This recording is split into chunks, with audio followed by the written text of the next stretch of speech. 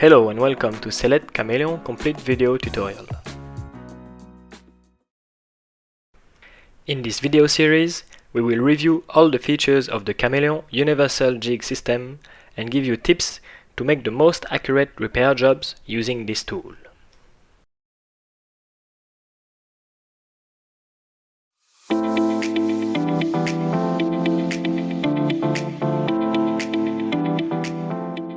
For more than 70 years, Celette dedicated jigs allow technicians to perform the most accurate and precise structural body repairs. However, to keep up with the rapid development of new car platforms, Celette launched Cameleon, the only universal vehicle jig system on the market.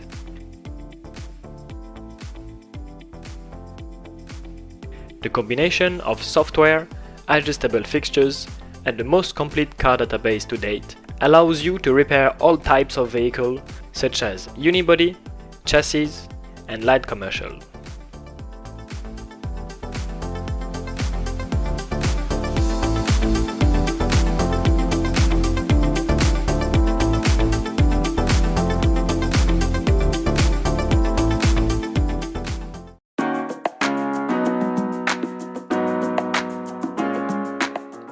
Hello and welcome to Cameleon complete tutorial video number 2, software overview and simple bench setup. In this video, we will assume that you already have access to the Cameleon software. If you need help to create an account and register your Cameleon equipment, please watch video number 1, Getting Started with Celette Web Tools. In this video, we will have an overview of the Cameleon software, how to load a car, prepare your setup, and bench a car on 6 vertical jigs. We'll show you how to bench this car, an Audi A3 Sportback Quattro.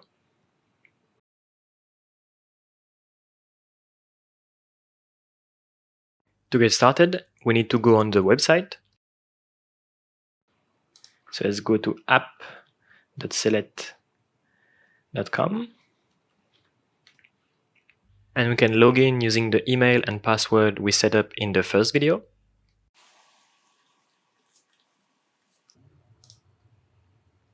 Now let's head to Cameleon. You have a shortcut over here, or you can access it through the menu.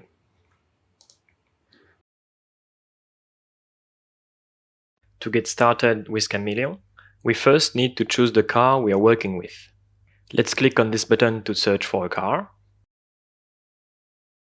And here you have 3 search modes. You have the quick search, when you can use the search bar to search for car brand, model or year. You have the search by make, where you will be guided to choose the car make, model version and datasheet version. And the search by year, where you will be guided through the year of the car, make of the car, model and datasheet version. Let's try the quick search first. So here we will work with an Audi A3 from 2012, and the car we're interested in is an 8P Sportback Quattro. This is our car. There is 2 datasheet versions for this car. We can pick any of these. We can refine our search using the filters. The make of the car is Audi, the model is A3, and datasheet version is 8P Sportback Quattro. And here we see only the 2 datasheets corresponding to this car, and we can click on a datasheet to load it.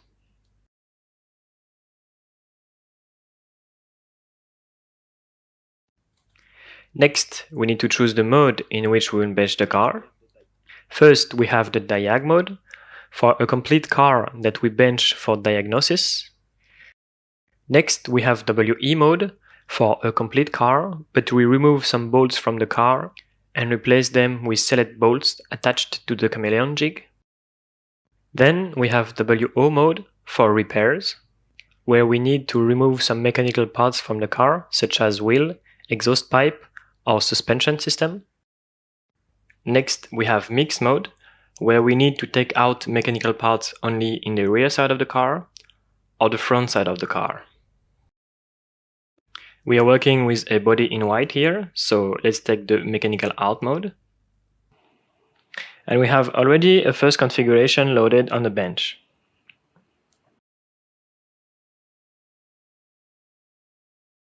If you want to show more points than the 6 default one, you can open the points window and activate points one by one.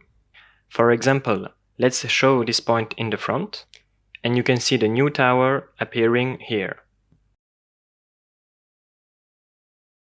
To hide it, we can click again on this point. You can also activate group of points at the same time. Let's hide the vertical jigs. We don't have anything left. If we click again, we will show all the vertical jigs available.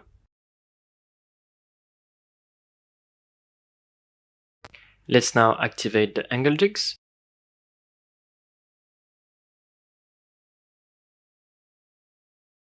And we now have the maximum amount of points available in this configuration. If we want to show another point, for example, point number 26, right now we cannot, because there is another jig too close to this one. Maybe it's the point number 18 or number 12. Let's try to hide point number 12 and show point number 26. It's still not possible, so we probably need to remove point 18 as well, and we can now activate point 26. Let's go back to the default configuration with the 6 first jigs using this button.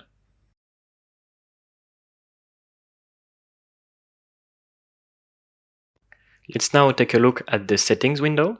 Here you can choose what bench you are using. If you have a longer car, you may need a large bench or an XL bench. You can choose it here. Let's go back to the regular bench. Likewise, you can change the kind of cross member you will be using. So you can choose between the regular cross member and the special cross member. And let's go back to the original ones.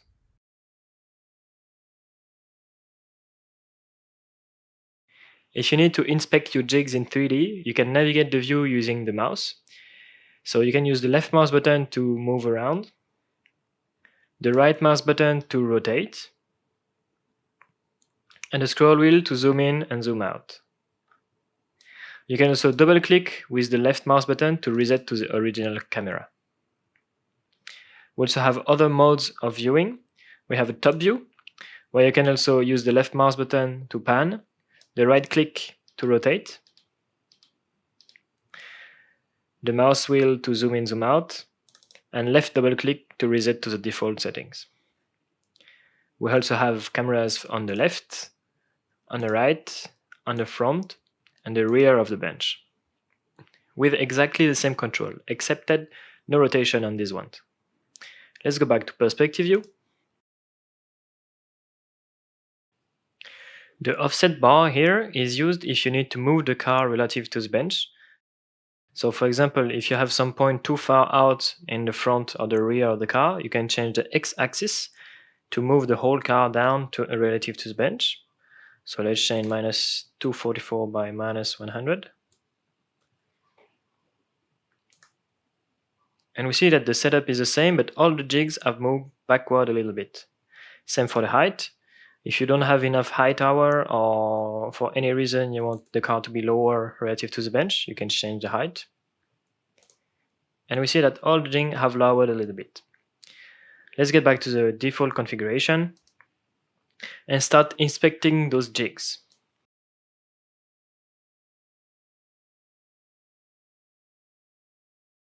So if you click on the tower, you have all the info here to build a jig. If the point picture is not showing up, you can click on this button to toggle it and check out what point you're working with, more precisely over here. And on this window, you have all the info you need to build a jig. Position of the cross member on a tower, sliding block, sliders value, tower, piston, plate, height adapter, socket, and height adapter offset. We can also have all this information available in a drawing you can print and have in the shop.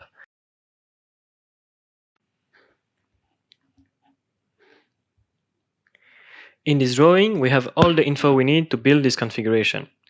For each tower, we have a box corresponding with the info to build a specific tower. So we are working with point number 27, and we have all the info here.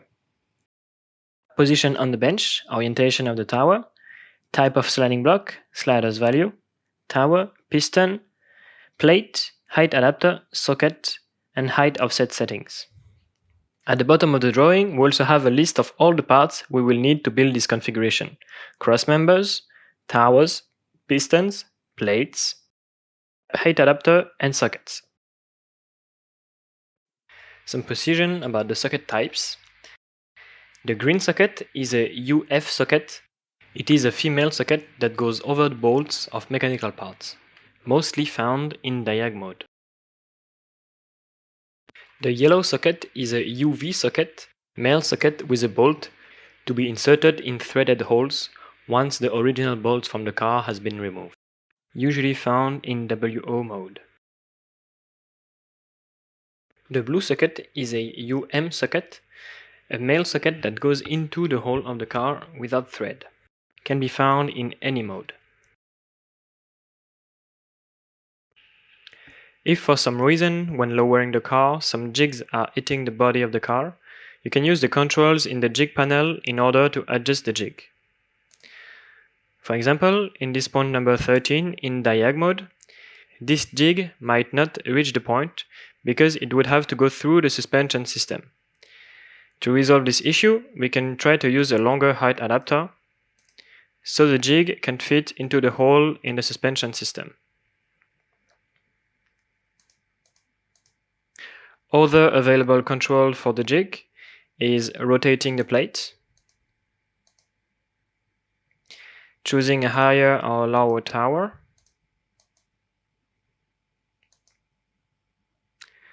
changing the slider's value to move the tower a little bit,